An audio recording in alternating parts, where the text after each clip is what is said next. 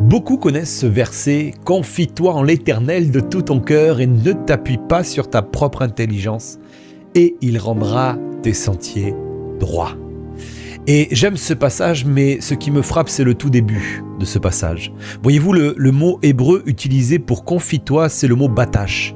Et batash, ce n'est pas juste dire « Amen » le dimanche matin, ce n'est pas juste un petit « Je te fais confiance, Seigneur » quand on ne sait plus quoi faire. Batash, ça évoque l'attitude d'un enfant dans les bras de son père. Sans crainte, sans calcul, sans plan B, un abandon total. Une confiance qui repose sur Dieu comme une fondation solide.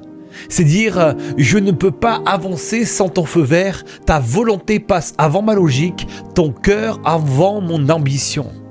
Mais voyez-vous, aujourd'hui, beaucoup prennent des décisions sans consulter Dieu.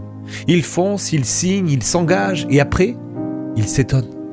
Pourquoi mon mariage s'écroule? Pourquoi mes finances se cassent la figure? Pourquoi plus rien ne tient? Tu veux que je te dise pourquoi? Parce que tu as décidé sans Dieu. Tu as pris une direction sans instruction. Tu as choisi une personne sans demander l'avis du ciel. Tu as lancé un projet sans chercher sa volonté. Et maintenant que tout s'effondre, tu cours dans sa présence en mode d'urgence. Mais laisse-moi te dire quelque chose. Dieu ne doit pas être un plan B quand tout s'effondre, mais il doit être la fondation du plan A. L'intimité avec Dieu, ce n'est pas une réaction, ce n'est pas une roue de secours, c'est une posture de vie.